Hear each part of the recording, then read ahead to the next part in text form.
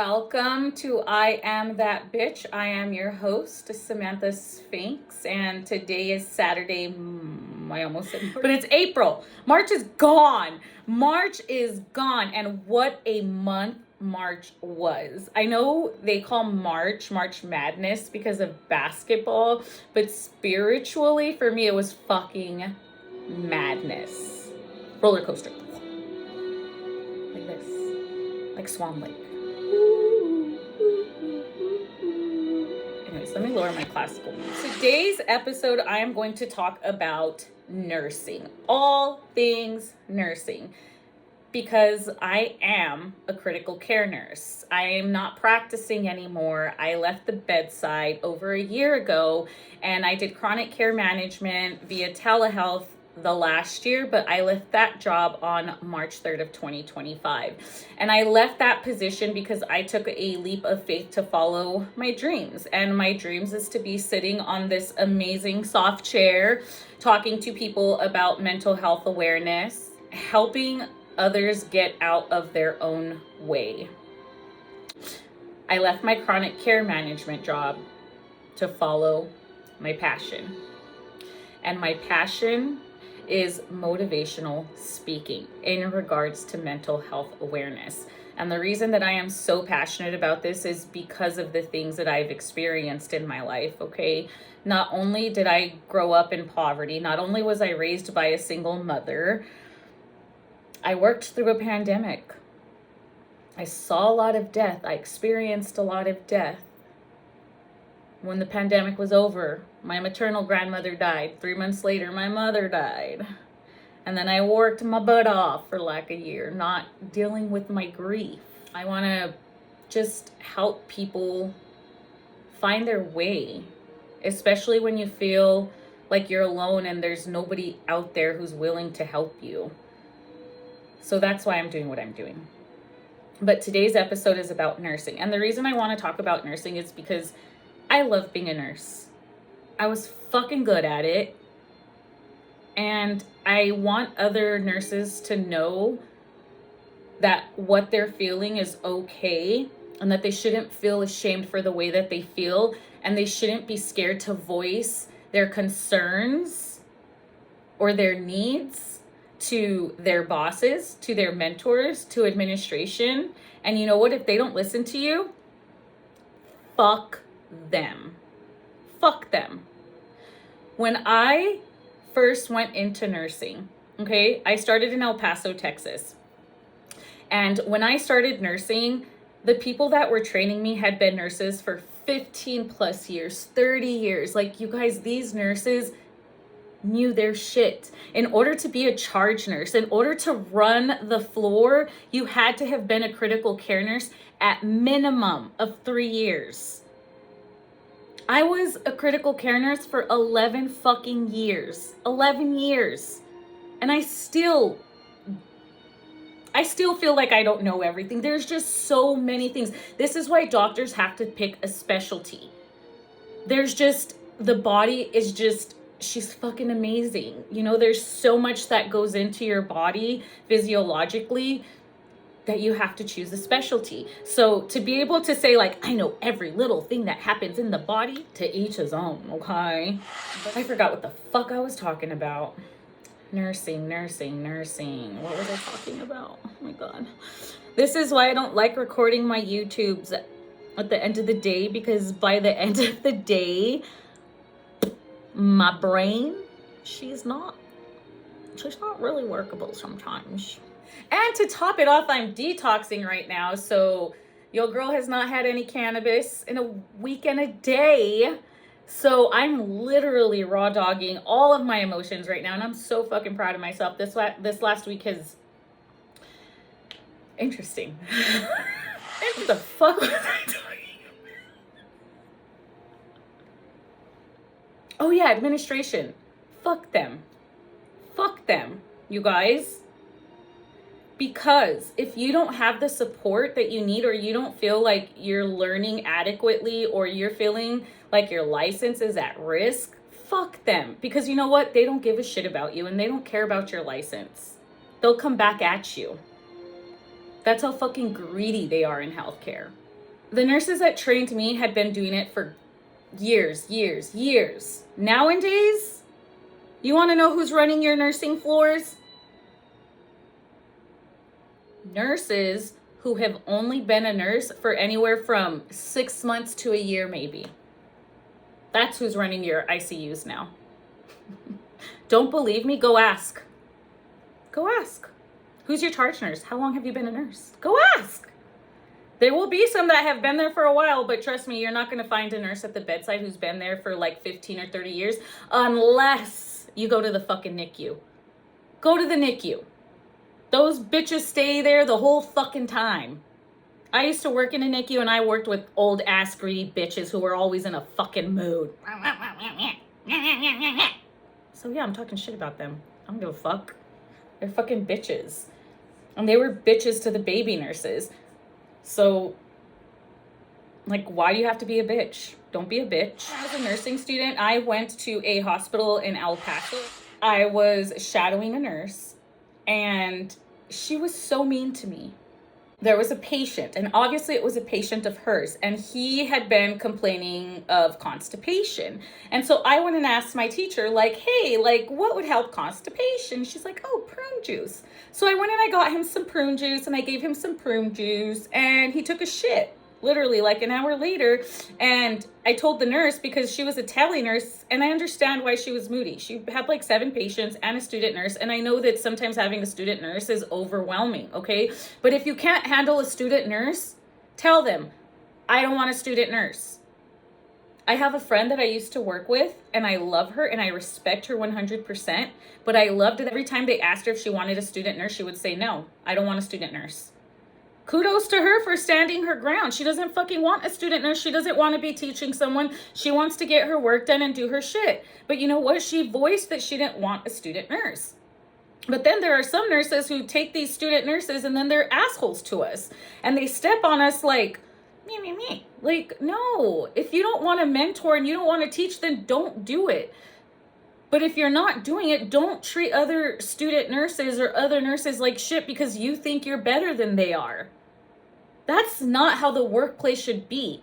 And this is why I left the positions that I left, because of the toxicity, okay? I used to work at a children's hospital, and I left because it was toxic as fuck.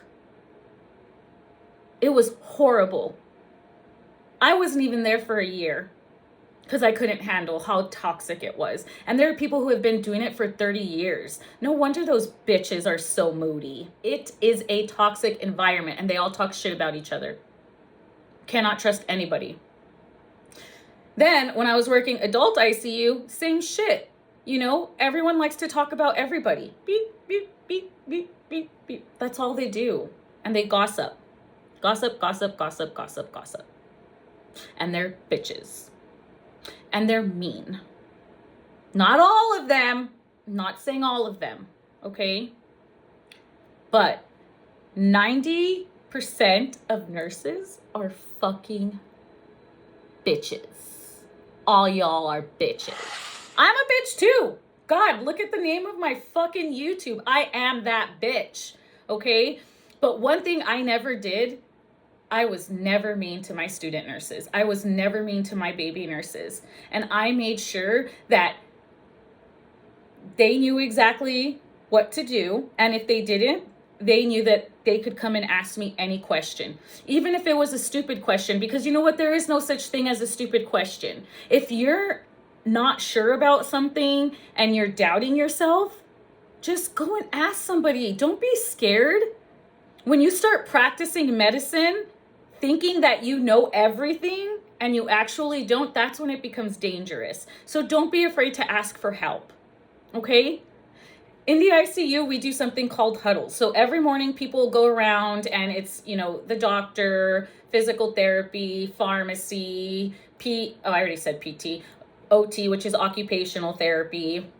You have your nurse, like basically it's just everybody who's your social worker, everybody who's involved in the patient's care, right? Because we want to do everything we can to stabilize them and ship them out from the ICU, okay?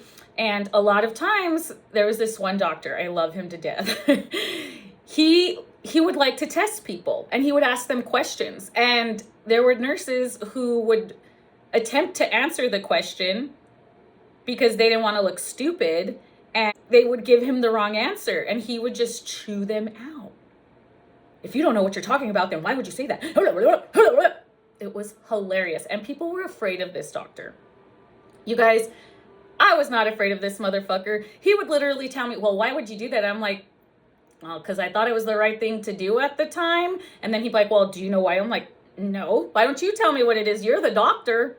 You tell me what to do. I don't know what to do. And he would just laugh at me. But you know what it would do? It would make his ego grow.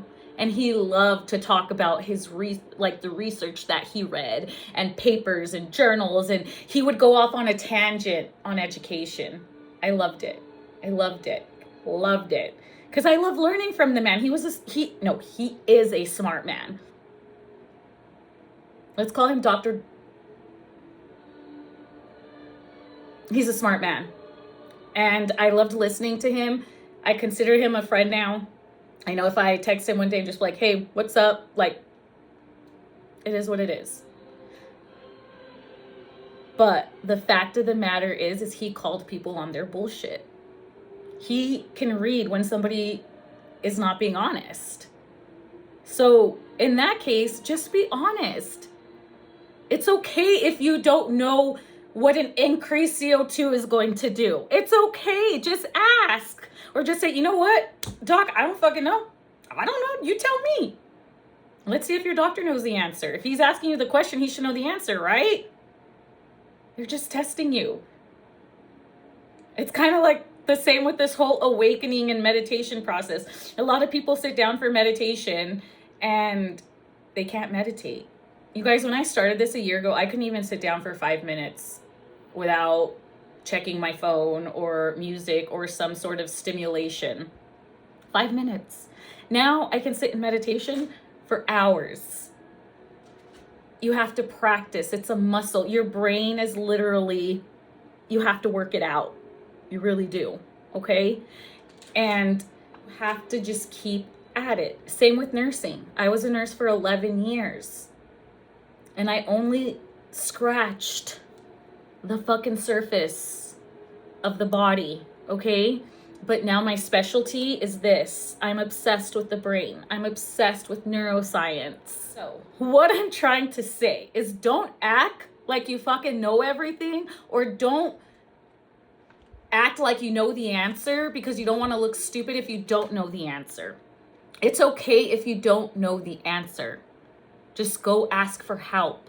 And if you don't know how to use a machine or you don't know how to do something, go ask for help. You can literally kill somebody if you do something wrong. And that is something that continues to occur in healthcare because they're putting nurses at the bedside who aren't properly trained. You know, these baby nurses who come in and have only been nurses for 6 months to a year are charge nurses now. They're the ones making the big decisions on the floor. That's scary. And it's not smart. And that just goes to prove that healthcare doesn't care about you. They don't care about their employees, and they don't care about their patients. Because if they did, they would fix all of that shit. Now, I will say something about the children's hospital. They love their patients. Children's hospitals, patient care, is literally their priority.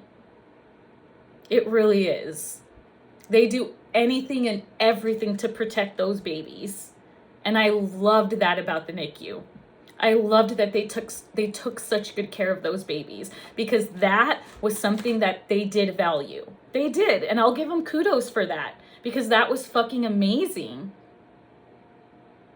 But their employees, not all of them, okay? Because I know some of you are watching my social media. Not all of them. But a good amount of them were fucking bitches. And they all talk shit about each other because they're miserable as fuck. So that's why I left the children's hospital. Now, the adult ICU. It's sad. If you're a student nurse going into nursing, just prepare yourself for that. Prepare yourself to be surrounded by toxicity. Prepare yourself to stand your fucking ground. And if you are working in an environment where you don't feel supported, if you don't feel like they're listening to you or what your concerns are, leave. Healthcare is going to fall apart if they keep this shit up. There are so many people who are going holistic now and they don't even realize it.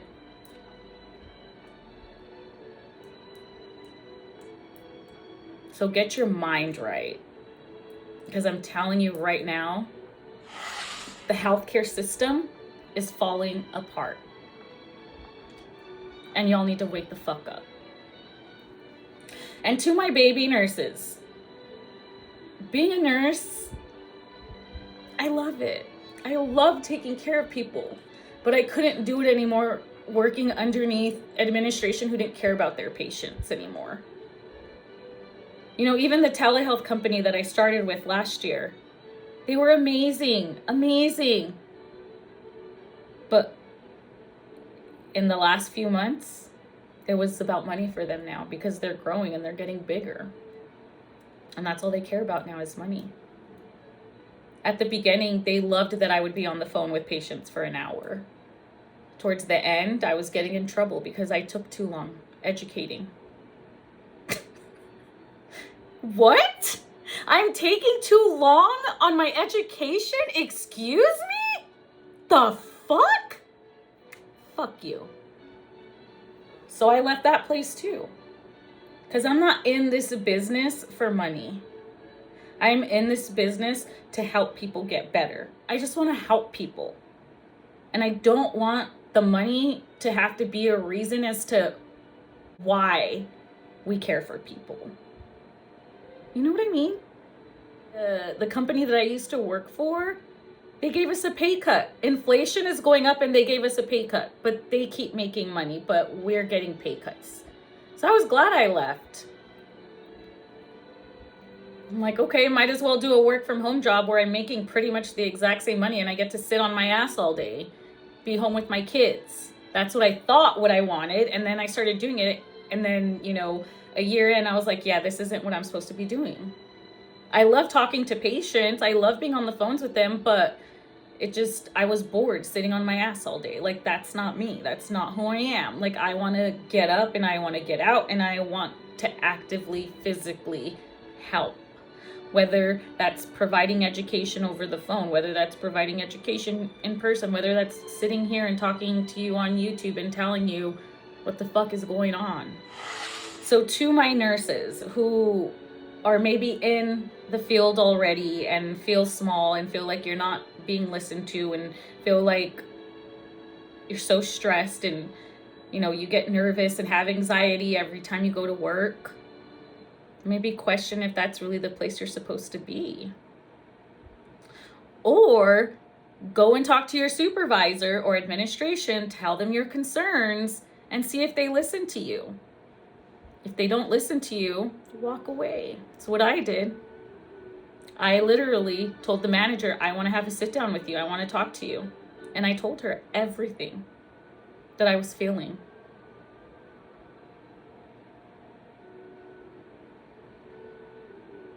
She didn't care. I told her what her charge nurses were doing. I told her how toxic her units were. She didn't listen to me. She didn't care. I'm sure she does care a little bit, but she was more concerned about the way that she looked to the higher ups instead of patient care. And so I empower you and I encourage you to question whether the place that you're working or whatever is actually where you're supposed to be. And if you are a student nurse and you're going into nursing and there's people who are mean to you, use your voice. Say, look, broad, if you don't want me to follow you, that's fine, but you don't have to be mean to me. If you don't want a student nurse, then you could have said no. But don't be disrespectful. And don't be afraid of them, you guys. Just because they're a licensed nurse doesn't make them any better than you, okay? One time I had this student nurse Actually, I think she works at the hospital that I used to work at. I don't know. But one time I had this student nurse, fucking smart girl, like so fucking smart. She knew shit that I didn't know. And I was a licensed nurse, but I listened to her because sometimes gaining new perspective from a younger person is actually beneficial. Because guess what? It's a new perspective. Sometimes you have to change and you have to grow, and you can't just stay set in your way. Because if you just stay set in your way, nothing is ever going to change. You're just going to get old. You're just going to get old. Advancement in science is beautiful. And it's beautiful that these new ideas and these new people are coming in and bringing some flow into healthcare. So I guess what I'm trying to say is, if you're going into nursing, just use your throat chakra. Use your throat chakra. Don't be afraid. Don't be worried if you're going to look stupid in front of a doctor. Because guess what? The doctor's probably not even going to remember who the fuck you are unless you do a major fuck up. Okay? So I would rather you ask a question that's going to make you feel stupid for 0.5 seconds than to fucking kill somebody. Just ask the question. Who gives a shit? Because at the end of the day, you're protecting that patient. That patient is in your care. And their family, they are trusting you to give them the right medications, to educate them, to do the procedures the way that they are supposed to be done. And if you don't know how to do it, just ask for help. And if you're not comfortable, go get your charge nurse. Hopefully your charge nurse knows what the fuck to do. Or hopefully they just fake it till they make it, like I did. Because I literally felt like that so long. They had started asking me to be a charge nurse. Like, I had only been a nurse for maybe 2 or 3 years. And I was like, nope, I'm not ready. I'm not ready. I'm not ready. Like, I didn't feel ready because when I was a student nurse, the charge nurses had, 15 plus years experience. And I worked with some amazing fucking charge nurses in El Paso, Texas. Amazing. Y'all. Amazing nurses in El Paso. Yeah. That's all I'm going to say. And I get a little emotional because I look up to those women and men. And there was a charge nurse that I worked with here in San Antonio, and he knows exactly who he is, and he was amazing. And everybody called, he had a nickname, but he had a nickname because he was done with the bullshit, the administration. And yes, he was grouchy because you guys don't care about your patients. And he did. And I loved this man, and I stood up for this man all the time because I knew his heart was in it. And I knew that the reason he did what he did is because he loved his patients. And all of those administration people weren't there on night shift. They didn't see the way that he talked to families. They didn't see the extent that he would go to save people. Because all they would see is an angry man in the morning who is trying to stand up for people. And he committed his life to this place. And I told him, fuck them. Fuck them. Leave. They don't value you. They don't value your work. Get the fuck out, dude. And he left. And now he's happy. And I'm happy for him. Because now he's working at a job where he's actually happy and he's actually being valued. You guys don't have to stay stuck in a job, in a life, in a relationship that doesn't make you happy. Excuse my dogs. Moral of the story is, don't stay stuck in a place that's causing you to be sick. That's causing you stress. That's causing chaos in your mind. That's causing you anxiety. I did it for so long, and I wish I would have left sooner. I wish I would have figured this out sooner. But that wasn't the way it was supposed to work out.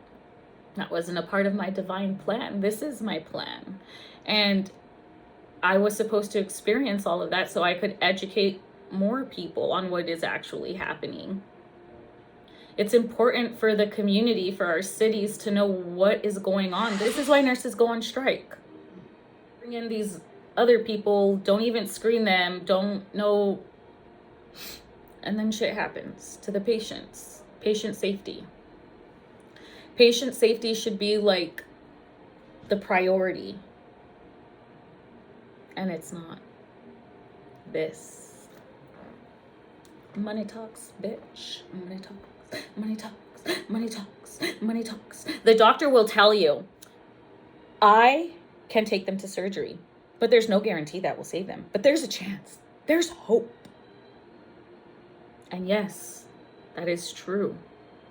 But sometimes when there's so much blood in this brain, it's called hemorrhage, there's actually nothing they can really do. But yet they're still ordering scans. We're still doing blood values. And I know that sometimes families struggle with the acceptance of their loved one being gone, even though there's a heartbeat on the monitor and there's a blood pressure, but they're hooked up to a bunch of medicines and they're on a ventilator that's keeping them alive. And I feel like doctors should be the ones to say, that's it, like we're done. But they don't do that. Not all of them do. Some of them do. There's this one doctor that I fucking love, and he is from El Paso, Texas. I'm not gonna say his name. We'll just call him Doctor.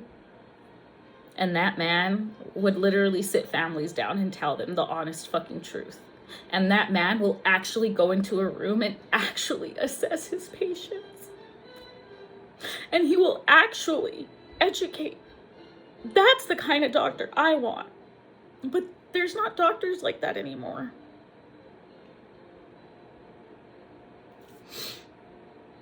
And it makes me sad. Because it's all about money now. And it shouldn't be. We should be taking care of our patients. And that's why I left the bedside. I didn't want to be fake anymore. And I needed to be honest with myself.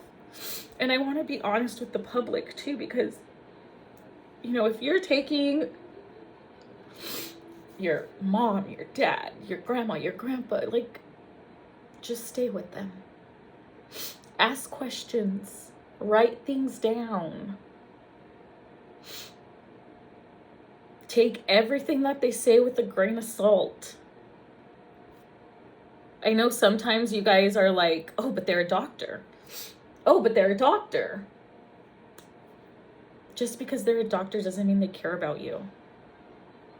I legit had one doctor one time, and I was charge nurse, and I kept calling him like, hey, I need this, like this man. And he's like, just do whatever you need to do. Stop calling me. Are you kidding me? Are you fucking kidding me? You're the doctor. Doctors like that do exist. And they give no fucks.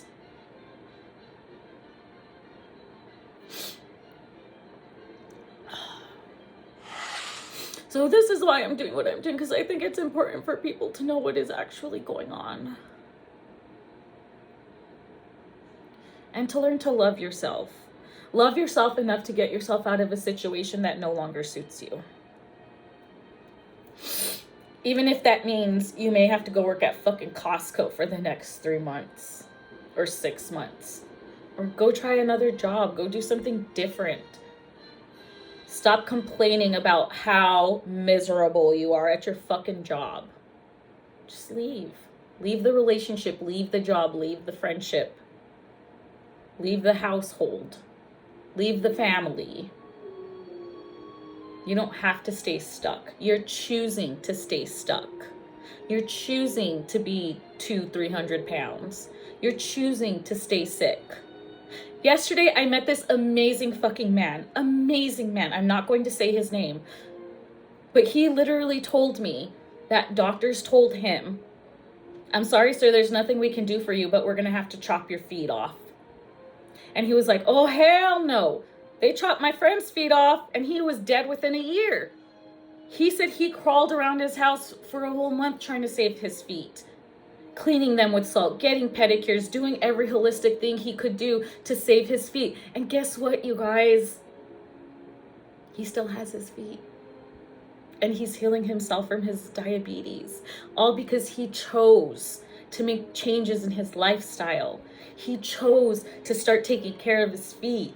He chose to start looking at his feet every day and keep them clean, and changed his diet, cut back on his sugar intake. Baby steps, y'all. He wasn't walking, he was crawling, but the motherfucker was crawling. He crawled his way back up to ambulation. Ambulation is walking. If y'all don't know what ambulation means, to all my fucking ghetto ass motherfuckers. Ambulation means walking, okay? And now he's healthy.